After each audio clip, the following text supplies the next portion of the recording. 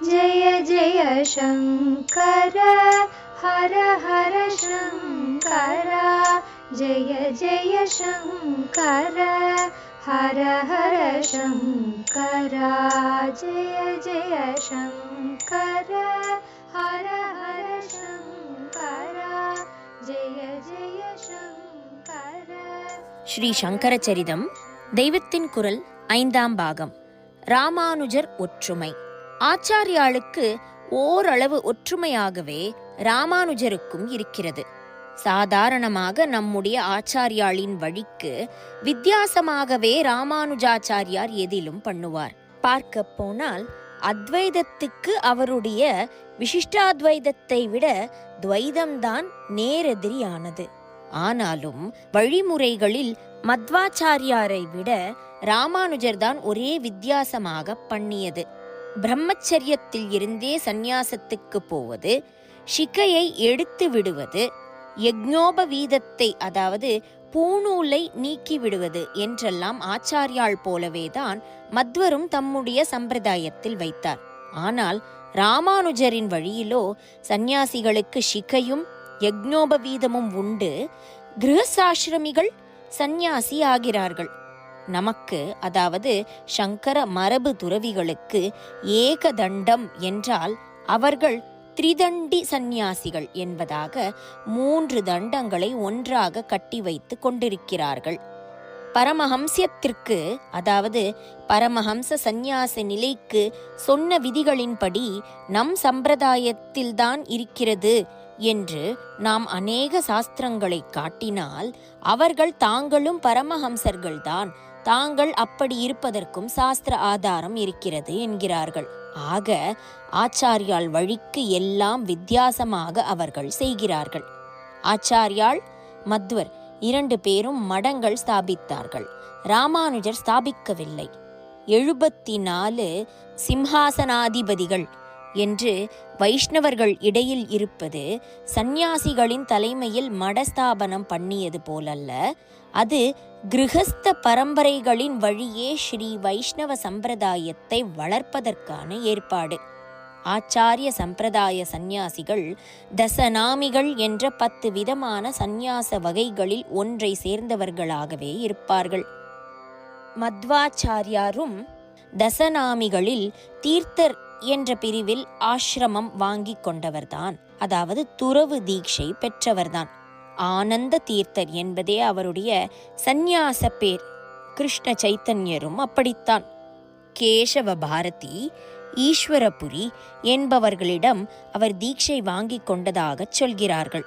பாரதி புரி என்ற 2ம் தசநாமிகளில் வருவதுதான். ராமகிருஷ்ண பரமஹம்சர் கூட ஒரு புரி சந்நியாசி. குறிப்பு, தோதாபுரி சந்நியாசியிடம்தான் ஆசிரமம் வாங்கி கொண்டவர். ஆனால் ராமானுஜர் மட்டும் தசநாமி பிரிவின் கீழ் சந்நியாசியாகவில்லை. ஆரம்ப காலத்தில் அவர் ஆத்மசாஸ்திரம் படிக்க யாதவ பிரகாஷர் என்ற அத்வைதியிடமே போனார். ஆனால் குருவின் சித்தாந்தத்தை அவரால் ஒப்புக்கொள்ள முடியவில்லை என்று சொல்கிறார்கள். ஆனால் அது அவர் ஆசிரமம் வாங்கிக் கொள்வதற்கு முற்காலத்தில்தான். அதாவது அத்வைத புஸ்தகங்களை பார்த்தால் யாதவ பிரகாஷர் என்று எவரை பற்றியும் தெரியவில்லை.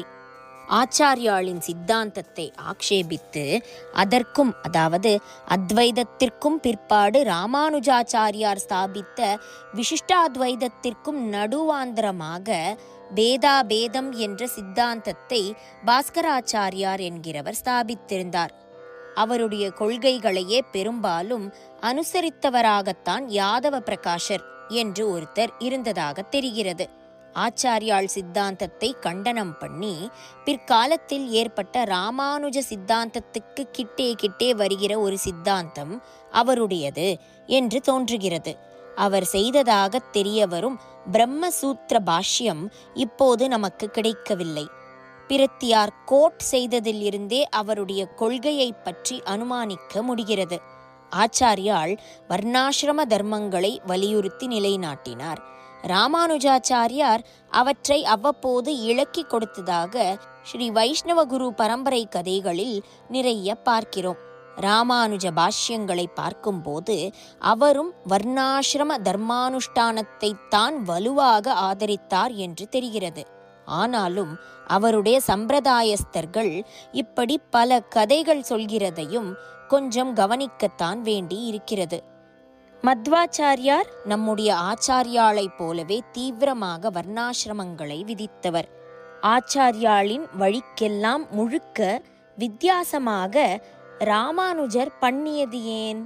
மத்வர் ஏன் அவ்வளவு வித்தியாசமாக போகவில்லை என்று கேட்டால் ஒரு காரணம் தோன்றுகிறது. ஆச்சாரியாளுக்கு அடுத்தாற் போல வந்தவர் ராமானுஜர்தான். அவருக்கு அப்புறம்தான் மத்வாச்சாரியார் வந்தார். ஒவ்வொருவரும் தமக்கு முந்தி வந்தவருக்கு மாறாக சித்தாந்தம் பண்ணினார்கள். சித்தாந்தத்தில் மட்டும் வித்தியாசம் என்று இல்லாமல் மற்ற நடைமுறைகளிலும் வித்தியாசமாக போனால்தான் புதுசாக வந்தவர்களை லோகத்திற்கு ஸ்வச்சமாக தனிப்படுத்தி காட்ட முடியும்.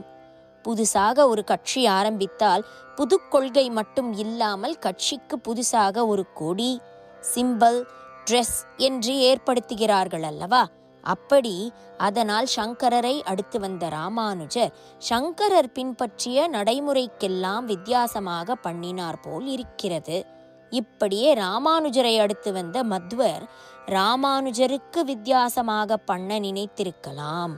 அப்படி பண்ணும்போது 2 நெகட்டிவ் சேர்ந்தால் பாசிட்டிவ் ஆகிவிடும் என்பது போல மத்வர் மாற்றி பண்ணியது சங்கரரின் வழிக்கே திரும்பிவிட்டது என்று வைத்து கொள்ளலாம். சங்கர ராமானுஜர்கள் பெயர் விஷயமாக ஒரு ஒற்றுமையை சொல்ல ஆரம்பித்து வேற்றுமைகளை சொல்லிக்கொண்டு போய்விட்டேன். அந்த ஒற்றுமை என்ன? ராமானுஜருடைய பூர்வாசிரம பேர் லக்ஷ்மணர் என்பது. இளையாழ்வார் என்று தமிழில் சொல்வார்கள். ராமருக்கு இளையவர் லக்ஷ்மணர், ராமரின் உடன் பிறந்தவர். அனுஜன் என்றால் உடன் பிறந்தவன். ஆகவே ராமானுஜர் என்றாலும் லக்ஷ்மணர் என்றாலும் ஒன்றுதான். சங்கரரை போல பூர்வாசிரம பேர் அப்படியே துரியாசிரமத்தில் தொடராவிட்டாலும் அந்த பேரின் அர்த்தத்திலேயே ராமானுஜர் என்ற சந்நியாச நாமமும் இருக்கிறது. அதுதான் ஒற்றுமை. லக்ஷ்மணர் பூர்வத்தில் யார்? ஆதிசேஷனாக இருந்தவர். ராமானுஜாச்சாரியாரை ஆதிசேஷ அவதாரம் என்று சொல்கிறார்கள். நாம் ஆச்சாரியாளை சிவாவதாரம் என்கிறோம். வைஷ்ணவர்கள் தங்களுடைய ஆச்சாரியரை விஷ்ணு அவதாரம் என்று சொல்லவில்லை, சேஷாவதாரம் என்கிறார்கள். மாத்வர்களும் மத்வரை விஷ்ணு அவதாரமாக சொல்வதில்லை, வாயுவின் அவதாரம் என்று சொல்கிறார்கள். திரும்ப திரும்ப அவதாரங்கள் பண்ணுவதே விஷ்ணுவின் தொழிலாகத்தான் இருந்தும் இப்படி இருக்கிறது. சங்கர ராமானுஜர்களுக்கு இன்னொரு ஒற்றுமை. 2 பேருக்கும் ஒரு உறவு தோன்றுகிறது.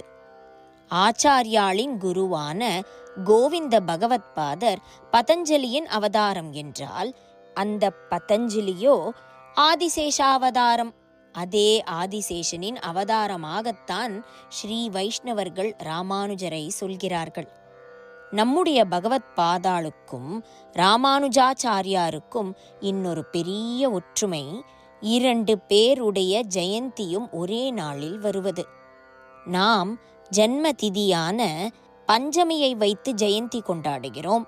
அவர்கள் ராமானுஜரின் ஜென்ம நட்சத்திரமான திருவாதிரையை வைத்து கொண்டாடுகிறார்கள். அப்படியும் அநேகமாக 2 பேர் ஜெயந்தியும் ஒரே நாளில்தான் வருகிறதை பார்க்கிறோம். ராமானுஜர் என்பது அவருடைய பூர்வாசிரம பேருக்கே சினானிம் என்று சொல்ல வந்தேன். மத்வரின் பூர்வாசிரம பேர் வாசுதேவன். அப்புறம் ஆனந்த தீர்த்தர் ஆனார். பூர்ண பிரக்ஞர் என்றும் சந்நியாசியான பின் அவருக்கு ஒரு பேருண்டு. லோகத்துக்கு பிரசித்தமான பேரோ மத்வர் என்பது. வாசுதேவன் என்ற பெயருக்கும் அவருடைய சந்நியாச பெயர்களுக்கும் சம்பந்தம் இல்லை. கௌராங்கர் என்று பூர்வாசிரம பெயர் பெற்றிருந்தவர் அப்புறம் கிருஷ்ண சைத்தன்யர் ஆனார். அந்த 2 பெயர்களுக்கும் சம்பந்தம் இல்லை. சிரித்துக்கொண்டே சொல்கிறார், கௌராங்கருக்கு கிருஷ்ணர் நேர் எதிர். கௌராங்கர் என்றால் வெள்வெளேர் என்று இருப்பவர், கிருஷ்ணர் என்றால் கருப்பர், கருப்பண்ண சாமி. இதிலேதான் சங்கரருக்கு ஓரளவு ஒற்றுமையாக ராமானுஜருக்கு பூர்வாசிரம துரியாசிரம பெயர்களின் அர்த்தங்கள் ஒன்றாகவே இருக்கின்றன. ஆச்சாரியால் ஒருவருக்கே இரண்டும் வார்த்தையிலும் ஒன்றாகவே இருப்பது. ஆக நம் குரு பரம்பரையில் ஆச்சாரியால் வரை வந்தவர்களில் கோவிந்த பகவத்பாதர் ஒருவருக்குத்தான் திருத்தமாக வித்தியாசம் பண்ணி பூர்வாசிரமத்தில் ஒரு பேர், சந்நியாசம் வாங்கிக் கொண்ட பிறகு இன்னொரு பேர் என்று இருந்திருக்கிறது. ஆச்சாரியாளுக்கு அப்புறம் அவருடைய நேர் சிஷ்யர்களில் இருந்து ஆரம்பித்து சந்நியாசிகளுக்கு நிச்சயமாக வேறே பேர்தான் என்றே வைக்கப்பட்டு வந்திருக்கிறது. ஜெய ஜெய சங்கர, ஹரஹர சங்கர, மகாபெரியவாச்சரணம். जय जय शङ्कर हर हर शङ्कर, जय जय शङ्कर हर हर शङ्कर, जय जय शङ्कर.